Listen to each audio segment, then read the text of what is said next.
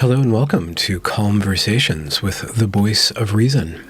Today's conversant is George Ellis, who is a lawyerly fellow residing in the Midwest, I believe.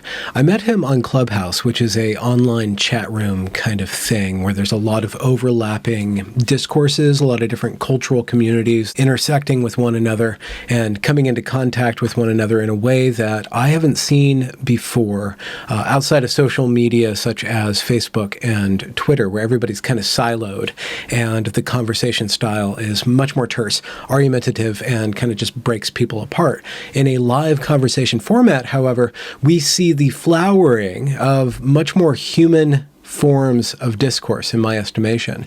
I found George Ellis on this app performing wonderfully, orchestrating conversation, which is an art form in and of itself.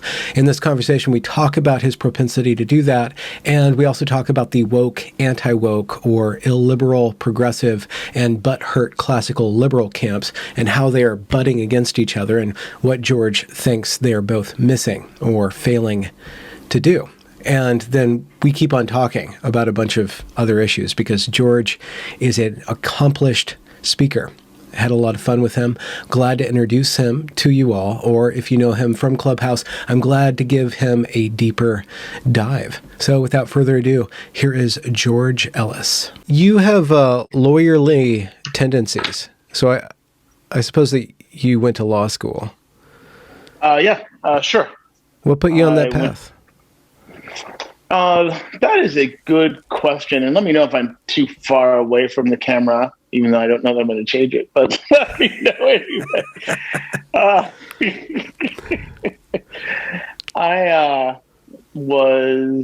That's a good question. When I started college, I was going to go to med school, like so many lawyers, and then organic chemistry, like so many non-go to med school people. Was my downfall. And when I graduated, law school just seemed like a good course. I'd always been debating people. I'd always been interested in sort of clarity of thought and argument.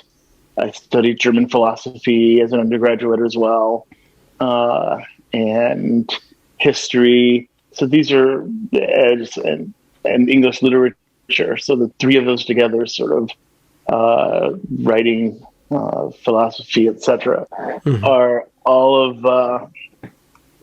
really sort of the main prerequisites, other than poli-sci. Poli-sci, obviously, the number one major, but then comes history, then English literature. So these are common in philosophy. So it just made sense. I took a year off. And my English literature degree was fairly useless. And so law school seemed to make sense, and some friends were going to law school and they were enjoying it. So I followed suit. I first met you on Clubhouse, which is an audio app, and I very quickly saw your penchant or penchant. I always pronounce it wrong, and then I get 100 comments telling me that I'm pronouncing it wrong. Definitely penchant. Penchant. No question about that. For orchestrating conversation, you have a particular skill there. Where do you have like some sort of principles that you're operating off of, or when there's a number of people in a discourse, it seems like you're very good at giving it order for it to go somewhere.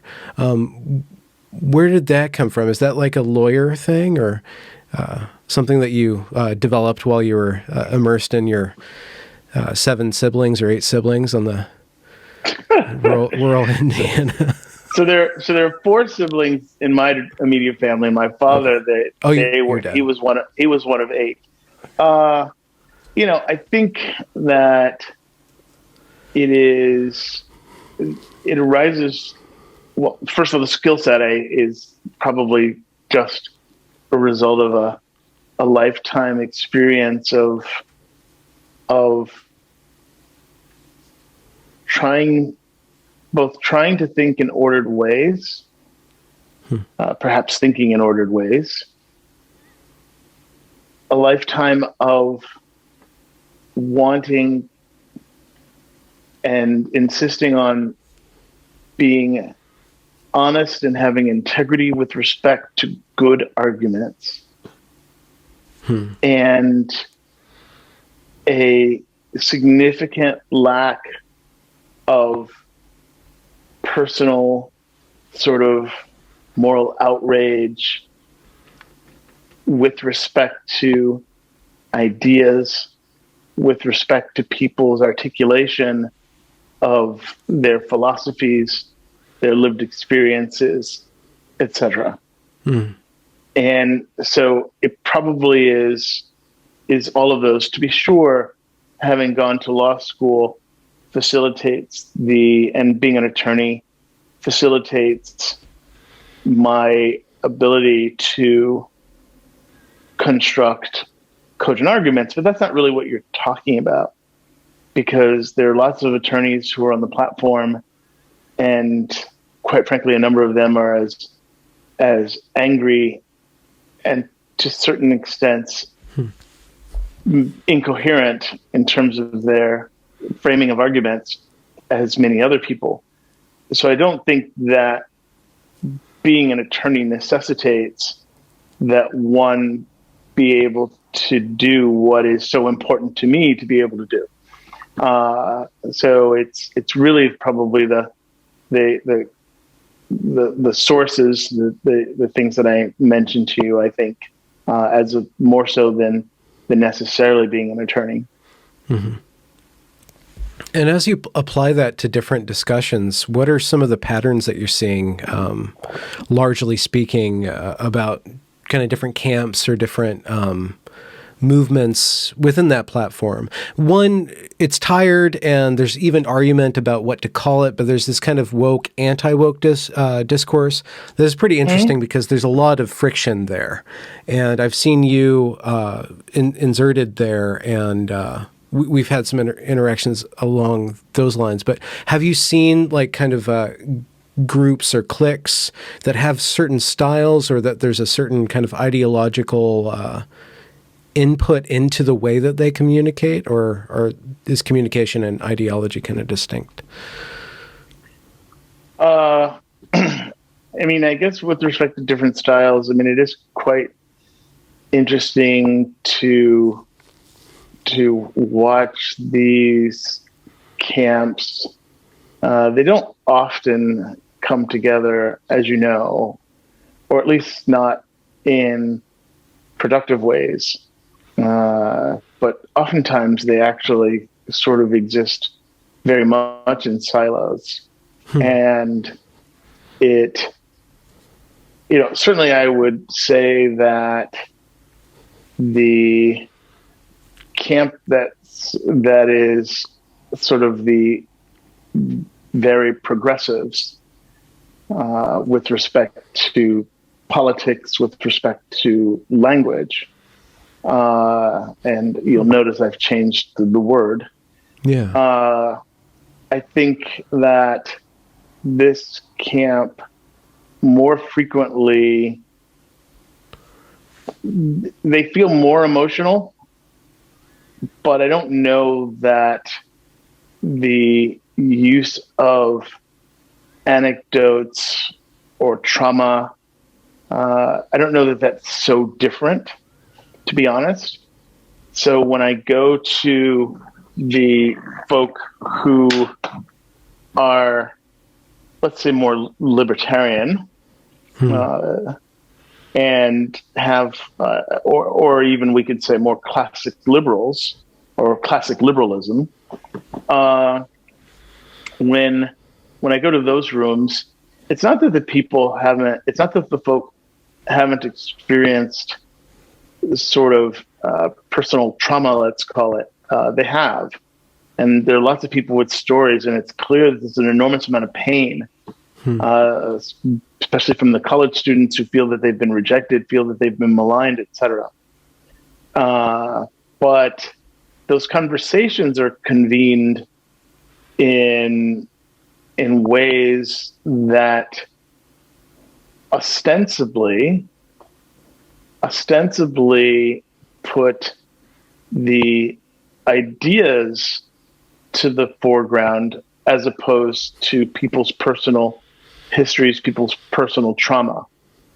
I say ostensibly because it's not always clear to me that ideas forward is in fact the order of the day in those rooms. And again, those rooms are what I'm calling now sort of the rooms that promote classic liberalism. It's not always clear to me that those rooms, that the folks in those rooms are thinking of this primarily through an intellectual lens, as opposed to through a lens representing the trauma of their personal experience of rejection by progressives in certain spaces that they may want to inhabit, or by whom they wish to be respected.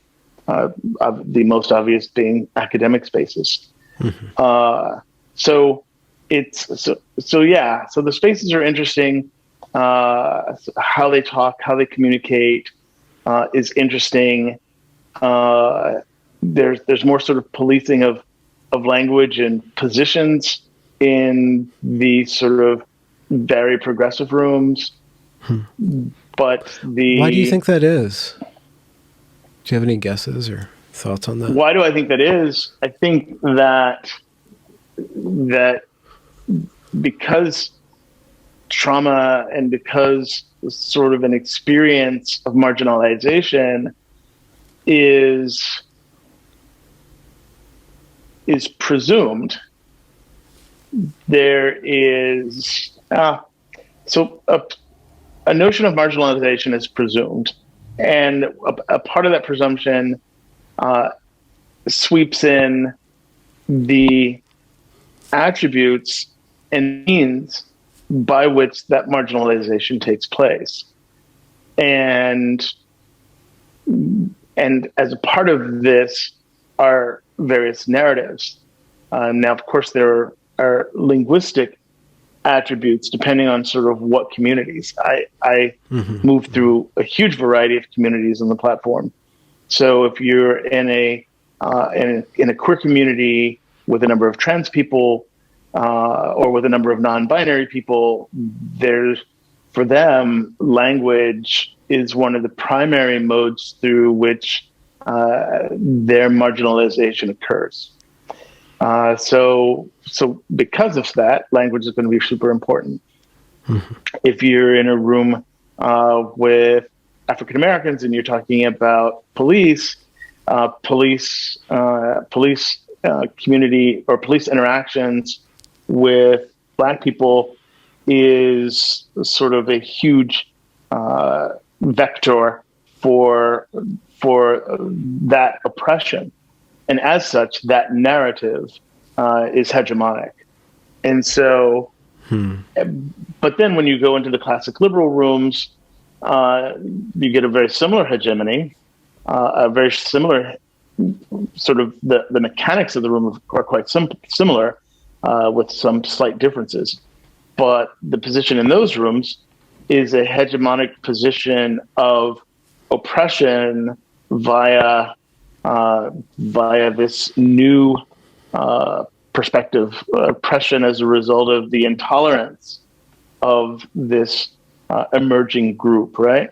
And that perspective has, in my view, is no less hegemonic than, and quite frankly, broaches no greater amount of discord or pushback or debate than do either the language sort of policing that you may find in a queer, non-binary, transgender room, or the sort of police are 100% evil and need to be disbanded narrative in some of the rooms that are run by sort of Black activist crowd. So for me, I see the same dynamic playing out in all of these different spaces, and as a result of it, I find all of them to be deficient in the way that they attempt. Well, they don't really attempt. The way that they discourse about these issues. I was going to say the way that they attempt to their disquisition with respect to these issues, but there really isn't a disquisition. There is a lot of complaining. Just the vantage point from which they complain changes, but the absence of critical thinking doesn't really change. I wonder if that's... I'm sure there's a lot of reasons why that's the case, but it is easy to form a group around bitching about an issue. Echo chambers, sure. Yeah, there's a camaraderie about that, and when absolutely when a certain and a safety, by the way, a safety, right? Yeah, brohood in a way. Absolutely. And then, like once a week or twice a week, a progressive room and a classical liberal room, they'll overlap, and then there'll be this reaction, and then they go both their separate ways, and then chatter and chatter and chatter and digest that. It sometimes seems like George will start a third room, which I did 2 weekends in a row, because I was wildly dissatisfied with these separate rooms, which think that they're so different, but at least in their mechanics and in their structure, so similar. Yeah. In that third room of yours, so there was this. It happens again and again, and I can't remember the precise details, but you can fill this in. I'll give a sketch. There was a room in which these two discourses, woke, anti-woke, or progressive and classical liberal, they had some sort of clash in some way or another. And I think it was in the Gen Z against wokeness room, if I recall correctly. That's right. That was the first room. Yeah. And then that goes last, and then it disbands, or people jump out of that because they're not getting on stage and they want to talk too. And that's right. There's permutations. Or they're on stage and they don't feel that they can speak enough, and so then they started a response room. Yeah. And I went into the response room, and it was literally just the flip side of the initial room, which is a bunch of uber progressives with their narratives. Complaining about the sort of prime room, and B, sort of talking about the issues all 100% on the same side. And so, that happened 2 weekends in a row. And both times I was just like, well, this is ridiculous. And it doesn't move us forward. It doesn't even try to move us forward. Clubhouse offers us a powerful vehicle, a powerful medium via which we can, if we choose, speak and discourse with people from very different perspectives, some of whom are actually very smart. And for me, it's just such a wasted opportunity to use a social media application of this type, or to squander this opportunity by basically just talking to ourselves. I might as well be talking to myself in a mirror and nodding along with myself for all of the vibrancy of the discourse. So it does absolutely nothing to me. It's completely flaccid. And so therefore, I created 2 rooms, knowing that I have an ability to moderate this conversation, which I don't see a lot on the platform. Even when I see the rooms where there are people who are ostensibly trying to do that, they just don't have the skill set, quite frankly. They don't have the skill set. They don't have the interest. Some of the people I have in mind who think that they're trying to do this really are just saying nice things to all sides. Okay. And that is profoundly not, well, I guess that's the type of discourse, to be sure. It's not one that I value, but Mm. you know what? This is it's free world, free platform. People vote with their feet. So in your two rooms, what were the parameters? And with that in mind, what did you start out to accomplish, and what do you think you accomplished? Do you think that you moved forward? You said the move forward. I would like to understand what you mean by forward, but what were your first principles in setting up these alternative rooms? So my first principle, so the first room that I set up, I started, and I think you were in the room, I started by tying people down to terms, to defining the terms. So I said, Brett Weinstein showed up and he sort of gave a pitch, in favor of classic liberalism and against this perceived intolerant progressivism.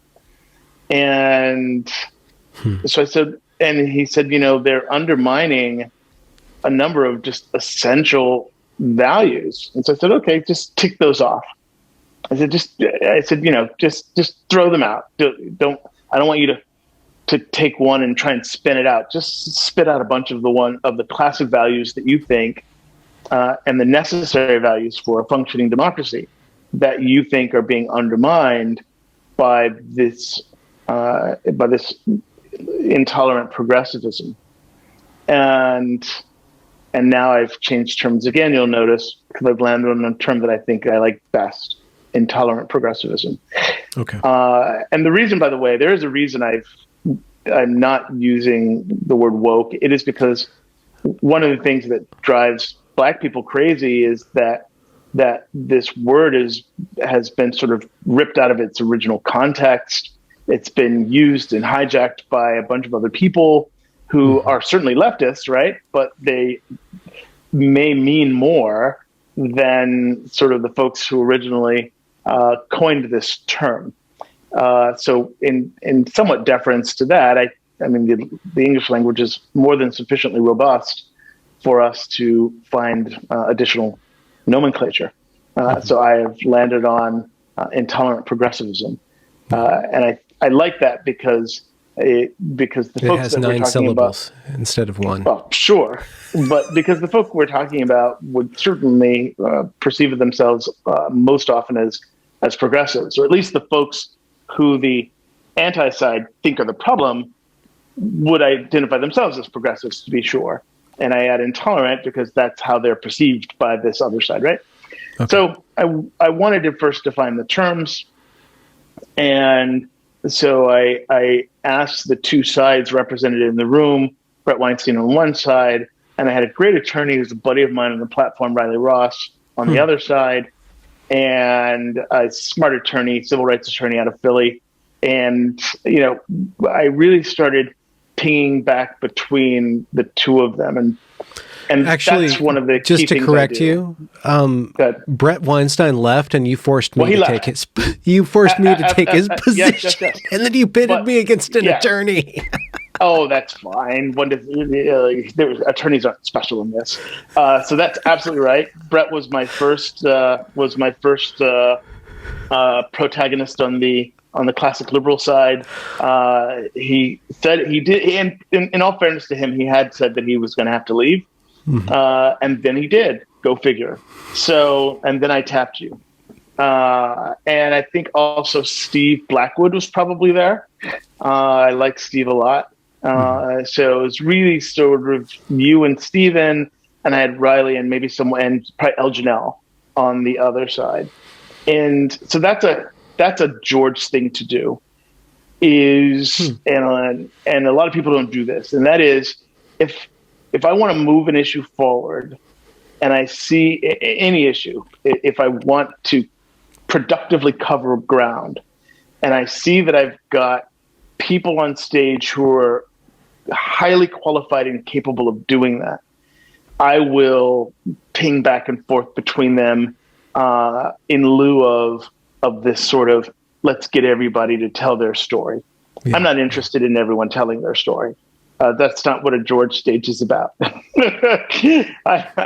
I'm interested in us identifying a problem and then collecting a group of people on the stage who are capable of untangling and unpacking that problem.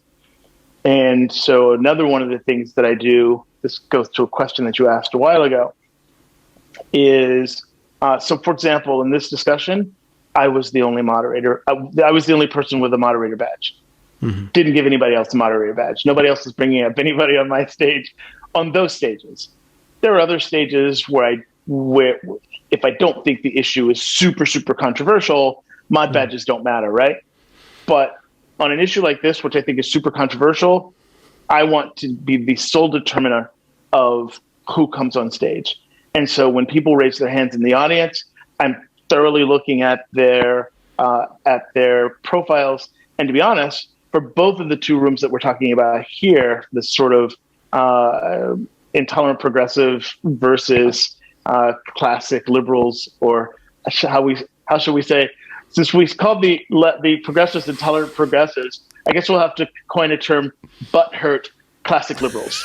So that's what we're going to call them, butthurt classic liberals. Okay? So that's BHCL. So we have IPs on the one side and BHCLs on the other side. You heard it here, butthurt classic liberals. And come on, seriously. And so one of the things I'm also doing is, so on both of these rooms that I had, I knew everyone on stage. I didn't let anyone on stage who I haven't been on stages with a bunch before. So it was a highly sort of choreographed, or not choreographed, curated cultivated stage. Yeah. Very highly curated stage. And so, and then, we started by trying to define the terms. We wrestled with that.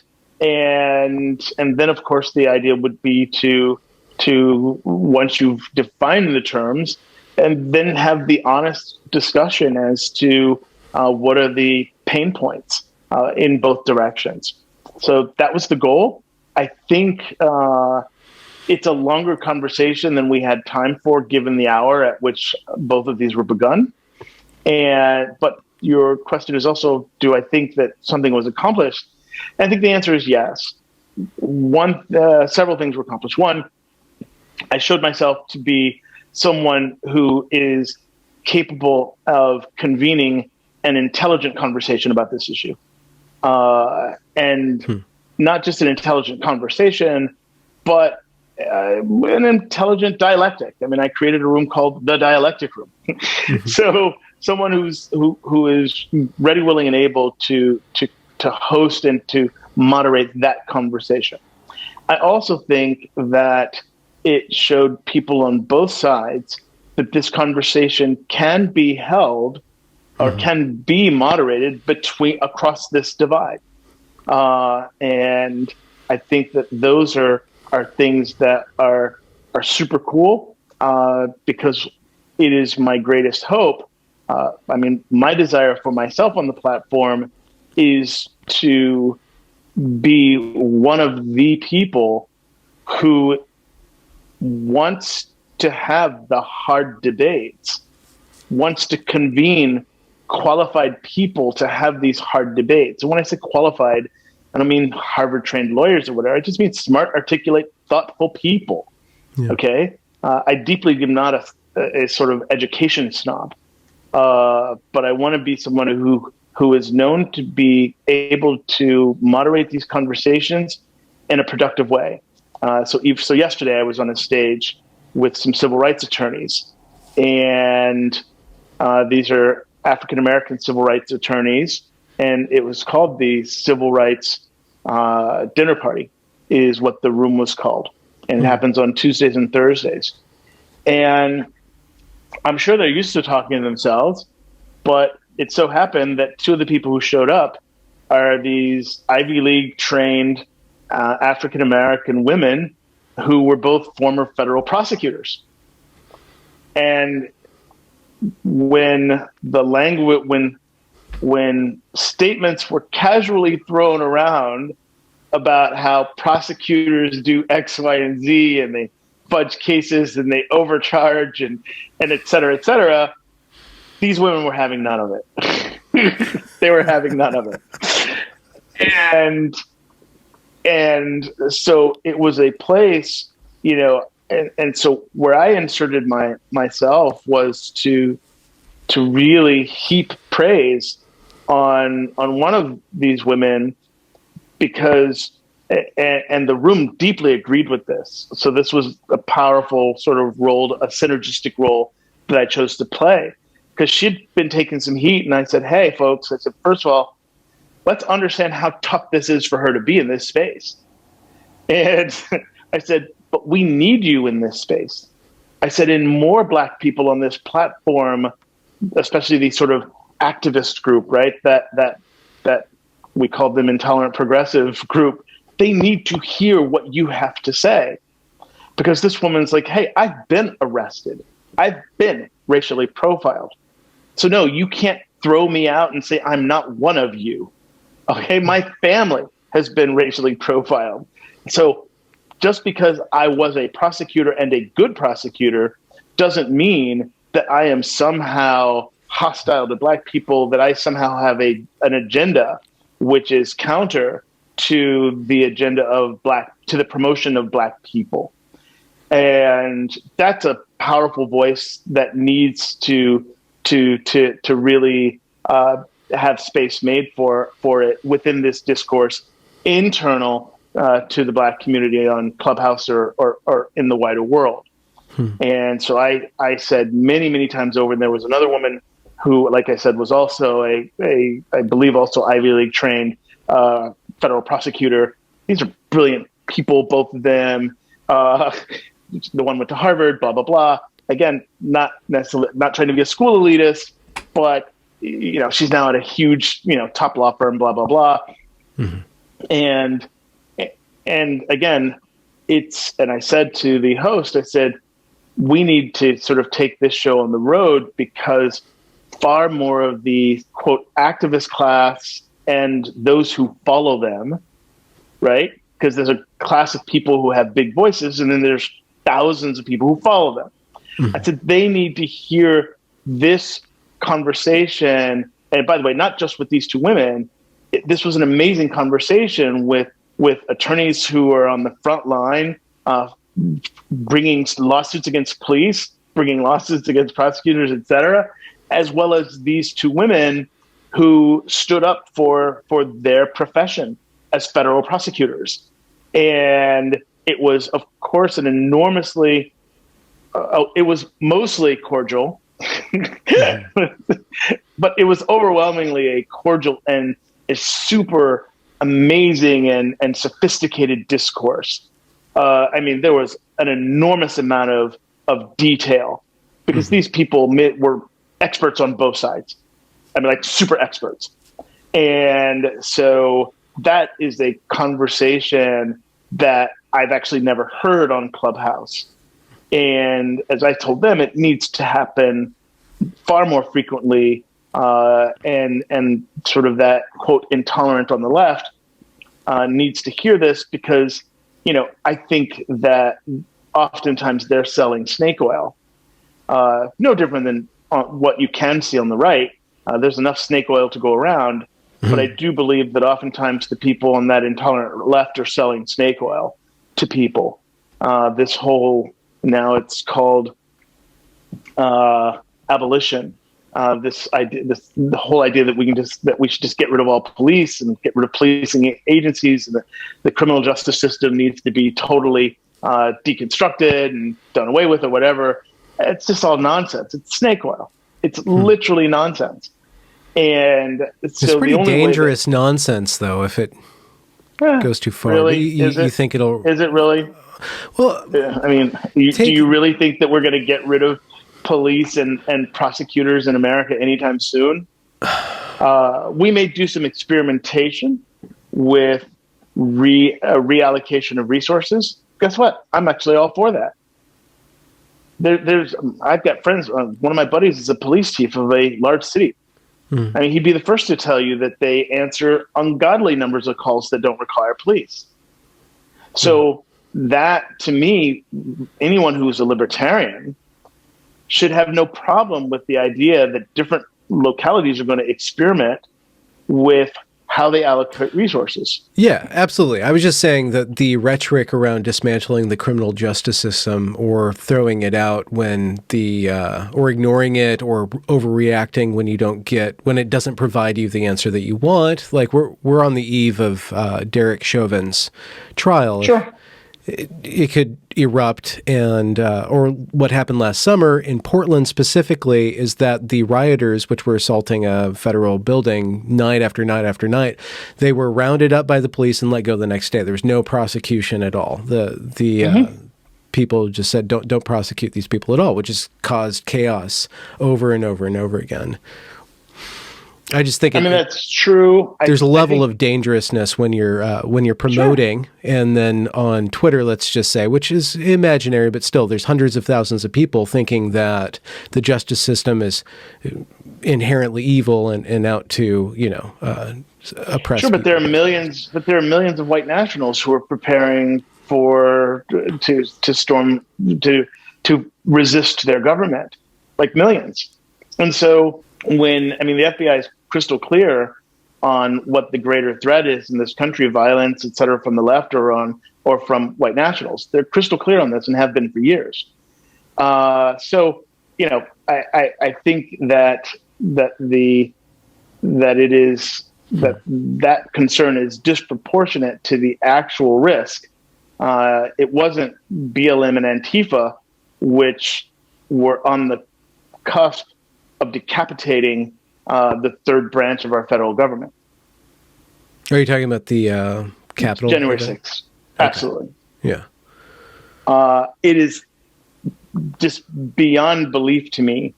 I have to tell you, part of me wakes up and wishes that someone had blown up Fox News's headquarters the day after. It's unimaginable to me how, and the only reason that we have just easily slid by this is because they didn't actually kill a bunch of senators and congresspeople. But it's not because they weren't prepared. They had zip ties everywhere. They were certainly searching for these people. 5-6 people died. The folks were cowering in the Capitol building, literally cowering. Mm-hmm. And anyone who believes as that foolish senator, Ron Johnson, he's a friggin' moron, that I'm not worried about these people, doesn't understand mob dynamics, just has no clue about mob dynamics. He's an idiot. He has no idea what these people would have done had they actually laid their hands on these various people. He has zero idea. And given what we saw with respect to the governor of Michigan, given the death threats that many government officials, Fauci, et cetera, have received, the idea that these people would have just been peaceful, or what would they have peacefully tied up some of these people? And what would they have done when some of these old codgers began to go into cardiac arrest? It's lunacy. And so I say all of that to say that I am ultimately less worried about the left somehow getting its desire that we get rid of policing in America, which just seems fanciful to me, than I am of the far right, who have made not only their ambition but their ability to move on that quite apparent. There's no number of buildings that we wouldn't sacrifice not to lose the Capitol and not to lose Congress. So that for me is a fairly clear call. And again, the only reason why anyone would think that my statement is hyperbolic is because they're dumb as fuck and don't realize that we were that close. Well, honestly, it's the reason. There's a reason we have attempt as a crime. It drives me nuts. People think that because it didn't happen, no harm, no foul. So, but when you shoot at people and you miss, you can still go to jail for 10, 15 years. Because we actually take attempt seriously. So the idea that they missed, they all go home, is just my Lord, my blood was boiling on January 6th. They're paying now. Number of them Are they? Yeah. Yeah, a whole bunch of people walked away, literally. Yeah. But that's a different I think that the rhetoric on the left feeds into that. I think that the war of narratives gets pretty dangerous. That's my thing. The teetering Sure. I don't leads disagree to a with that. tottering. That's what I'm saying. And while I take to heart your analysis that the far right is much more prepared to go all out, they won't need to if they are assured that the law will stand. Maybe. I guess They won't need to. Well, okay. You said they won't need to if they're sure that the law will stand. I don't know how that squares with January 6th. More importantly, it's not clear to me that they give a shit about the law, right? Donald Trump brought 62 suits and he lost 61 of them. The only one he didn't lose was on a technicality. The law was quite clear as to what happened, and they didn't care. So it seems to me that both sides are ready, willing, and able to ignore the law to the extent compliance is inconsistent with the narrative or the narratives in which they believe. Mm-hmm. And how do you project that this will continue, and are there ways for us to slow that down? And is not the law or some sort of center where we should be focusing and on cultivating and growing some sort of dialogue between at least people within these replications or closer to this butthurt liberals and the intolerant progressives? They're kind of connected to, I guess the far right would more likely listen to the liberals. Well, and we shouldn't remember, given what the word liberal means in America today, we need to add that adjective classic, right? Okay. So yes, the BHCLs, the butthurt classic liberals, and certainly the far right lines up far more with them, to be sure. Yeah. And if they can model, if they can show that there's reasonableness actually works to ensure the prosperity and the safety of property and the forward trajectory of our nation in a good way, if those people, the center left and the center right, can model a stable society, the far right will... And the far left. The far left and the far right will stay at bay. Do you think that's let's hope. Yeah. Let's hope. I don't think that there are enough people on. It's just it's very. I'm one of those people who doesn't have a great deal of hope in sort of the sort of mid-long term, right? Because there are just some very combustible places where where sort of what each side is experiencing actually meets up. And so the same types of things, let's think Black people, for example. So you have a left sort of white people whose agenda and whose complaints in many ways are different than what they would like to call their fellow travelers amongst Black people. So Black people, it seems to me, are the larger numbers of progressive Black people are thinking about things like generational wealth, thinking about things like police abuse, thinking about things like injustice at the hands of police, thinking about things of our injustice justice system, right? Mm-hmm. And so those are, at least theoretically, it seems to me, things that are variably fixable. The progressive left Antifa people look a bit more anarchist, a bit more socio-communist, and as such, it's not as clear to me how America as a going concern can respond to their complaints. So that's one thing.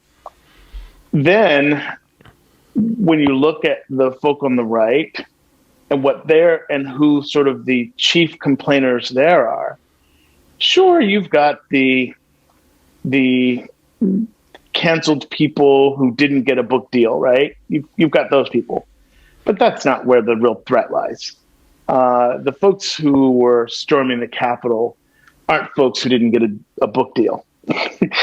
These are folks, and I've got a Republican buddy in Virginia who reminds me of this on a weekly basis. These are folks who've seen stagnation in their wages over decades. These are, I mean, they've seen their children not be able to go to college or go to community college, have the same problems that everybody else has who goes to community college. They've seen their towns lose factories, lose all kinds of manufacturing, and they're now just a couple Walmarts and an Amazon fulfillment center, etc.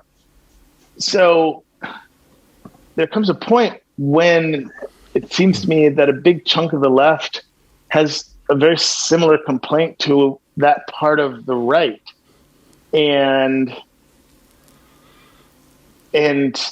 if they're both sort of ginned up by equally irresponsible sort of mediators, I mean, it's, okay. yeah, I don't have a lot of hope because it's not clear to me that there's a reason that there are responsible people who are able to corral these two tendencies. But go ahead. And then get them both to what they want, which probably overlaps largely.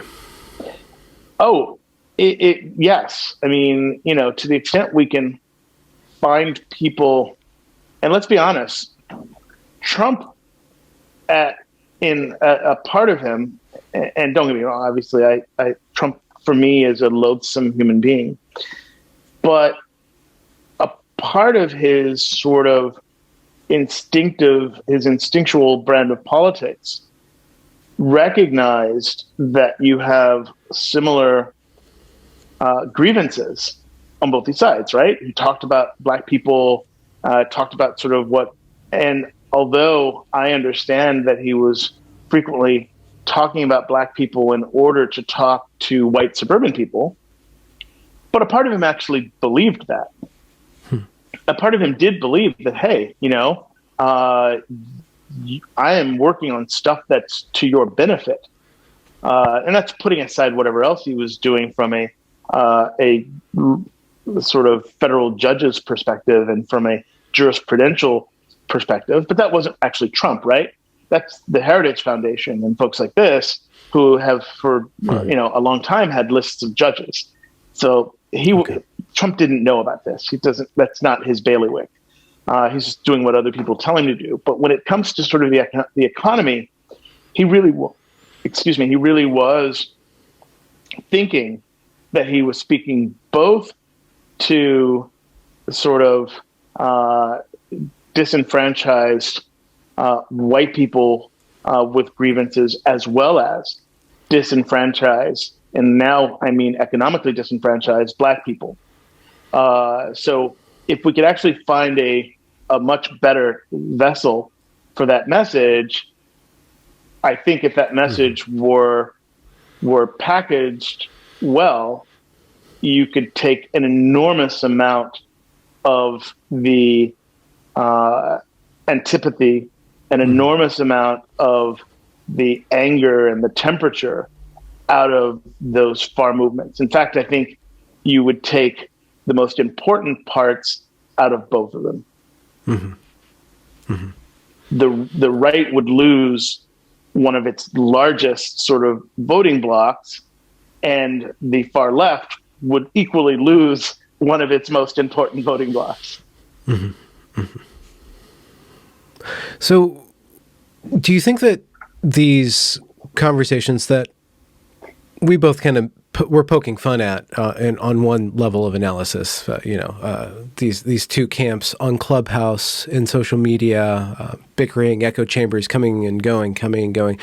Do you think that there's a possibility to pivot their interaction through something like you were doing into something that would scale toward ameliorating these two or locating the actual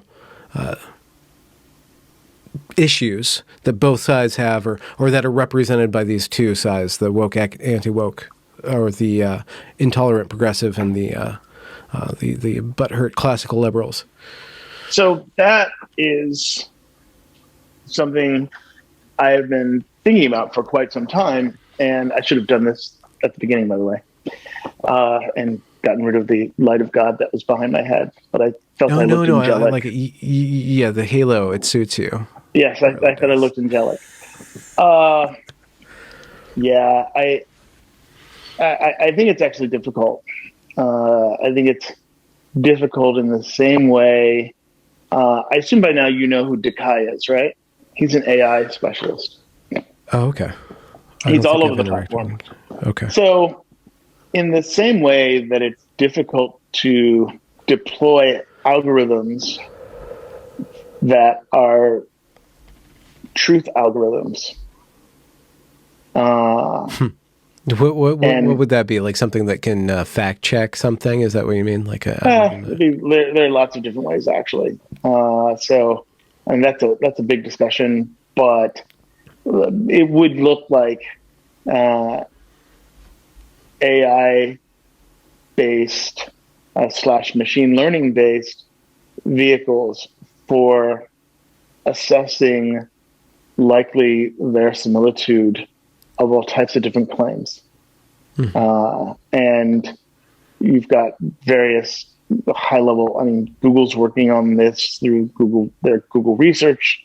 I've seen stuff from MIT on this, out of Indiana University on this. It's being worked on and researched at labs around the world. And that is, how can we utilize AI to hunt for truth? But the reason I brought this up is not necessarily to discuss the mechanics of that, but even if we could deploy this, there's several questions. One, would we want to? Two, do the companies actually have an economic interest and incentive to do this? Because of course, we would say that some would say that sort of ugliness and lies that follow and feed narratives retain eyeballs longer. Of course, as they just said a week ago tomorrow, last Thursday, oh no. Of course, we know that if our platforms are perceived as spaces for toxicity, we know people will leave. Well, that's actually not true. So, but then you've got other issues, which is the folks who are trying to get around the algorithms are also have an extraordinary interest in trying to do that. And so they're working just as hard to circumvent the truth algorithms as the folks are to create those. And let alone the fact, of course, that falseness is only one way that misinformation happens. We're now seeing sort of a second front be more egregiously exploited in the misinformation front. And that front is not false information, but information that is repeated, that is spread minus context. So an example for that was raised by in NPR last week, but we've known this for a while. The number one story on vaccines over the last several months, the most clicked story, I don't know if you heard this, is of the doctor who died shortly after taking the vaccine. Okay. And even though in that very story, they made it crystal clear that there was as yet no causal connection between that doctor's death and the administering of the vaccine, that story has been repeated millions of times. Millions of times. And what makes that important is that the doctor did die. There was a story that reported that he died after taking a vaccine, right? And so there's nothing false about that. So it'll be difficult. So an algorithm wouldn't necessarily flag that because all of that information is accurate. What's not accurate is the fact, all the stuff that's left out, right? And then what happens is the effect of that when it is repeated. So my point in telling you that is that with respect to truth, we would, you've got this problem of lack of context. And Decay talks about misinformation in this sense. He defines 4 different types of misinformation, of which one, and what he actually considers the most potent type, is this type. And that is true information that is presented without context. Okay. And so now to bring you back to where we were with respect to the BHCLs and the intolerant progressives, the IPs, will there be a mediator that doesn't have an agenda that has nothing to do with a peaceful forward movement? Can we find people who can achieve a megaphone of sufficient size so that they can begin to corral the cats, I guess? And can that person, what we'll be hoping is that those persons have a sort of a productive goal in mind. And so that to me is the difficulty. And it's not clear at this point that there will be folks who have a sufficient microphone who also have that productive goal in mind.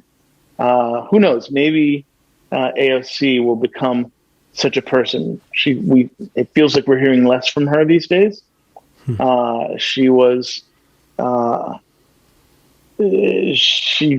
felt like she was largely smacked down by Nancy Pelosi after the November election, and she even got out in front of Bernie Sanders at a point, and he had to make that clear that she didn't speak for him. And so it's my feeling that she's watching and learning and perhaps thinking in more in ways that will be more productive, as opposed to just burning it down the system, right? So if someone like her were to come to this cause and were to find Jesus, so to speak, she would obviously be a very powerful voice on the left for constructive dialogue and discourse. We'll have to see. Yeah.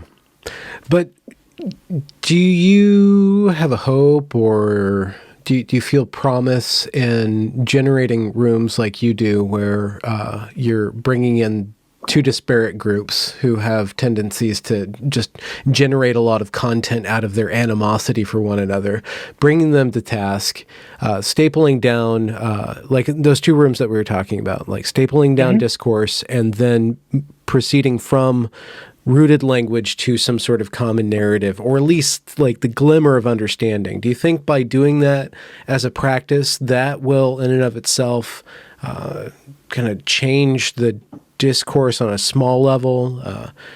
Sure. Allow for some sort of... Sure. Will it, can this... So my goal is, and I state this in the description of one of my clubs, the Dialectic Room, is to seed this type of discourse throughout the platform. So it'll just depend on whether or not people are listening, whether or not people are following. As you know, these platforms are so much about likes, follows, et cetera, et cetera. Yeah. And I guess I'm probably a pretty dynamic speaker, so that's a good thing. I don't think people consider me boring to listen to, so that's a good thing. That's a good start. Yeah. But it'll just depend on the audience that I can ultimately cultivate. Mm-hmm. If so, I was super happy to have Brett on the stage and to have him talking. I'd love to have his brother on a stage, and to have them actually stay and have this debate and actually speak across the lines. Mm-hmm. Because there are people on the other side who are really smart, who have the sort of intellectual patience, tolerance, etc., to have this discussion. But it takes folks who believe in that discourse can have an impact. Mm-hmm. And I don't know that it's clear to me that there is a critical mass of people, either on the platform or in the country, quite frankly, who believe that discourse can have an impact. Mm-hmm. One question for my own personal benefit, speaking as a butthurt classical liberal. Mm-hmm. What's something you're that going to be borrowing that term? You know, you're going to be using that, just so you know. It's got something to it. It's got I'm just telling you, you're going to be using that. So it's kind of springy. What am I missing about the? I guess we can't call them woke, but what am I missing about the intolerant progressive side? What's something in my camp that I'm loosely associated that is being overlooked, or what is a way that I can seed ground to win?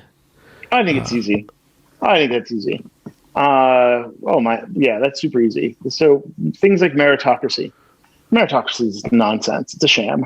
It is a system that largely replicates the skills, the competencies of the people who are in power, and so this is one of the first things that has to be unpacked. What's the relationship, for example, between test scores and money? What's the relationship between test scores and competency at various jobs? What's the relationship between test scores and grades in the first year of university? There's been tons of research that suggests that there's much less of a correlation here than people think. But more importantly, that is a place to where there probably can be some give. The idea of how people refer to themselves, that people want to refer to themselves as their pronouns, etc. That's a no-brainer. That's low-hanging fruit. The notion that Black people are killed by police in circumstances in which white people would not be killed by police is also low-hanging fruit, so long as one understands it in precisely the words that I just used and actually does a little research.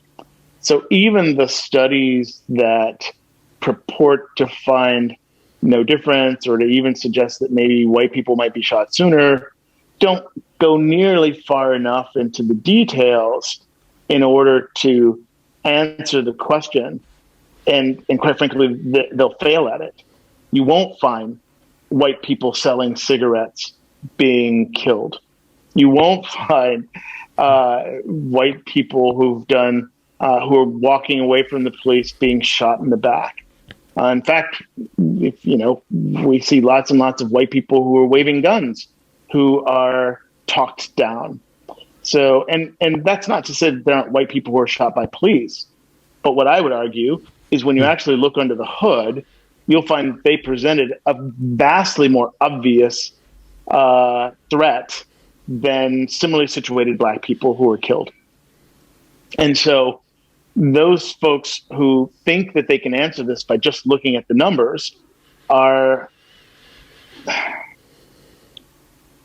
let's just say that is an analysis which is severely wanting in terms of its sophistication. Let's say that, Okay. in lieu of saying it's stupid. Yeah. Well, I'm not. I'm neither good nor, because I'm not good, I'm not particularly interested in arguments of that nature, but I am interested in relations between the Black community and the white community, largely speaking, mostly like forging bridges where a common sense of country can come to be. Sure. And I understand that requires one other thing, not knowledge. defending Confederate statues. Go ahead. Thinking of the last thing you just said, right? I mean, forging not defending Confederate statues is probably another good way for us to come together better. Okay. Yeah. Well, see, that might be a good example for me. It's not I don't care to defend the statue. I do care to proceed with the retelling of our story in a way that's responsible, and that's still promising. And I see the narratives that I am worried about are narratives that don't put... that want to seek to frame everything in terms of oppression or in the negative, rather than having a balance between the progress and what was progressed from, and trying to find a language that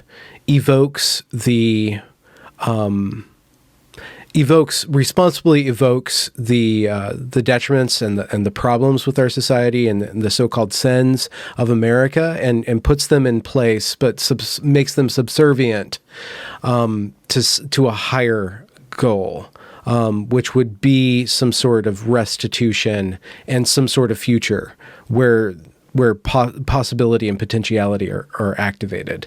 So that's what I'm interested in, figuring out how to bridge that intolerant progressive view of the world, or of our country specifically, as irrevocably steeped in sin and power, which it will be, always will be. Maybe not. But it's just lacking that promise. And I see that it possesses people with a very nihilistic tendency. And so I think that that trying to counter that by still being responsible to circumstances.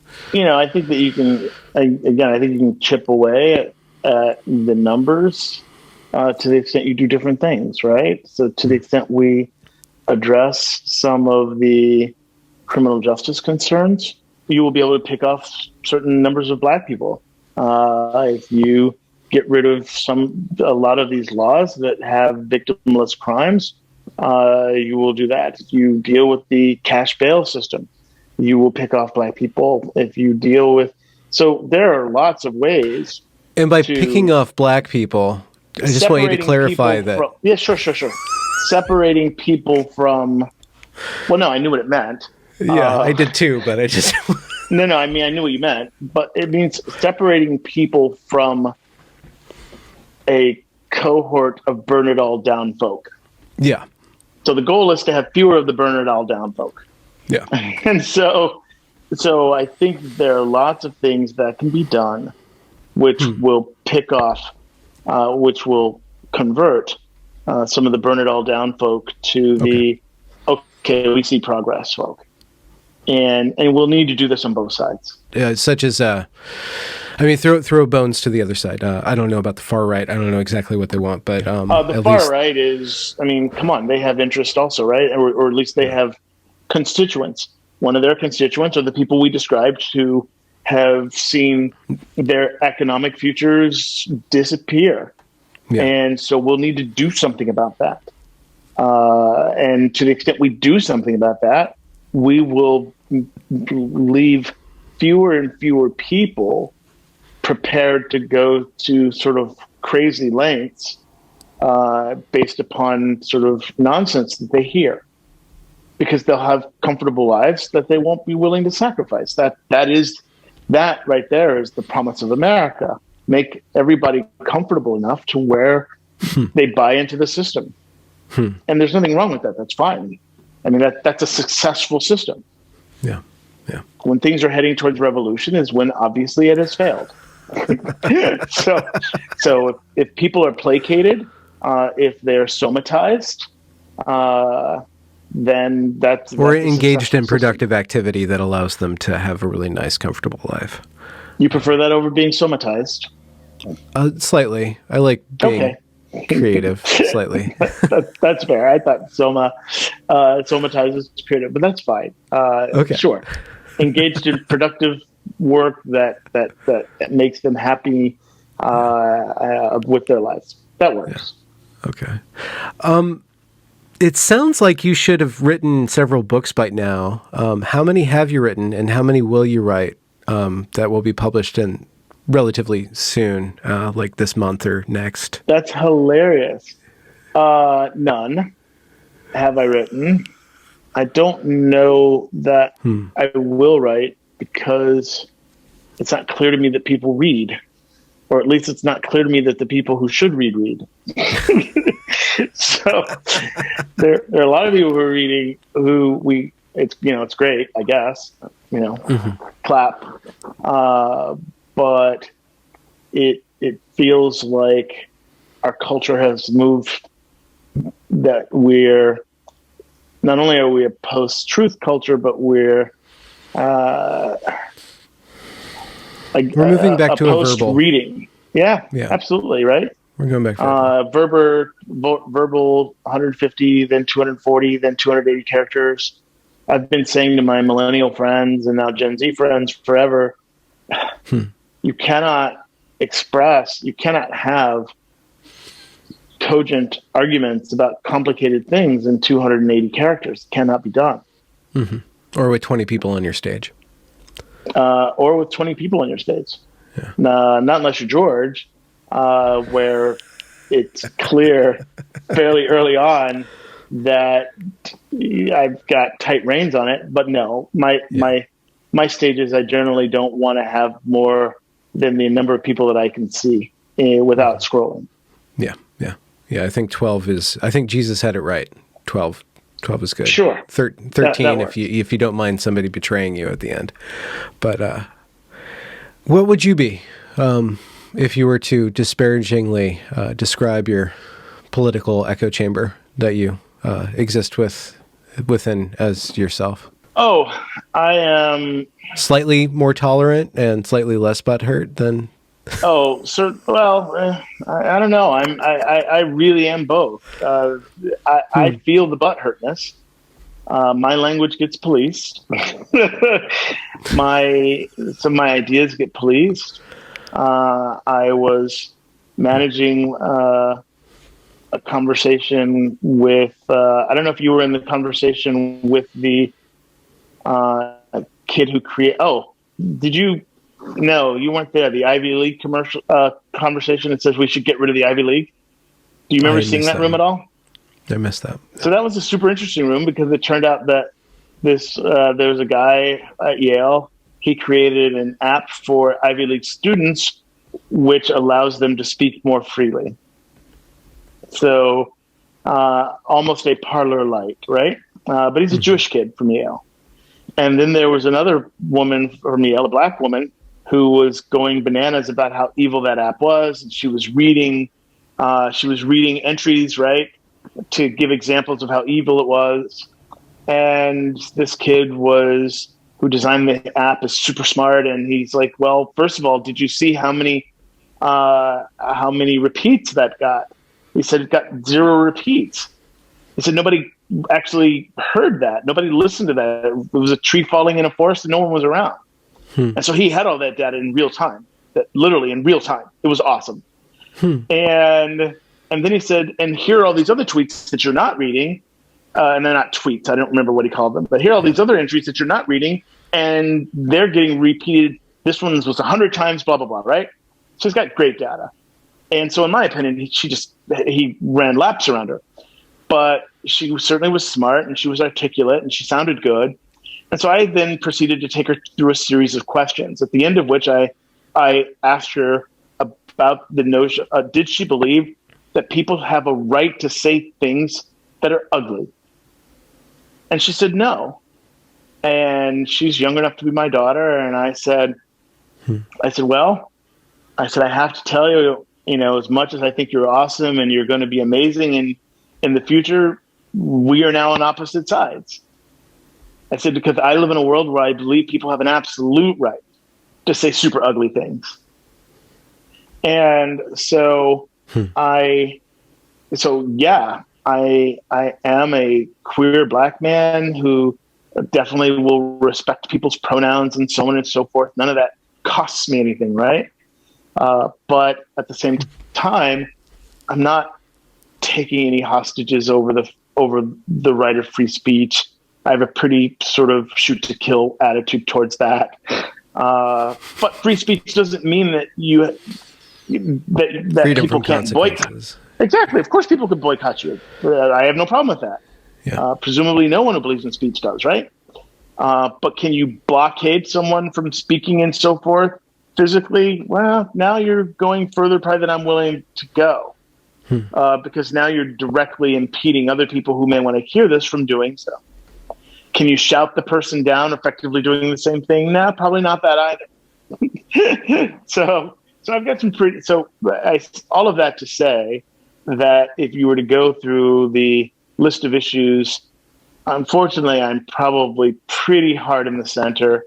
I believe that our economic distribution is wildly out of kilter, not just with respect to Black people, but pretty much everyone except the top 1 or 2%. But at the same time, I'm not willing to accept a narrative that says that my best friend, who's white and a millionaire, that somehow every step of the way, things were given to him. It was the opposite. He came from a middle-class family. He worked his ass off to buy everything that he had one of those families. He had to buy everything. His family bought him nothing. He had to pay for his own college and university. He had all that debt. When he goes through a law firm, he was never on the inside. He was always fighting to get the salary that he wanted. When he became a partner, he was never on the inside. Eventually, he left one firm because he wasn't on the inside. He went to another, and he wasn't on the inside there either. And finally, he left there. All the way, people fighting against him. And so the narrative that he has just had a paved road, I know from him being my best friend for decades, is just bullshit. And so so if you ask me what side I am on the side that is deeply skeptical of reductionist and simplistic narratives. That's the side I'm on. George, I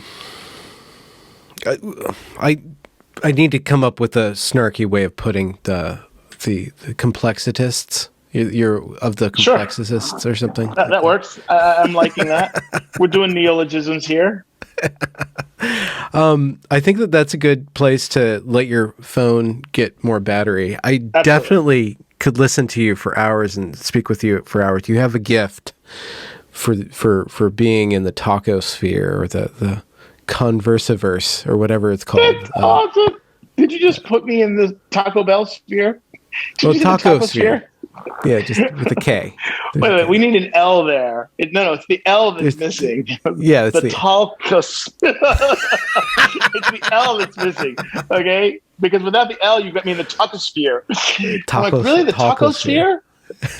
But yes, okay, the talcus. Yes, the talcosphere. Okay, maybe even a little pause. The talcosphere, a little slower, because you go that too fast. I'm doing a taco thing.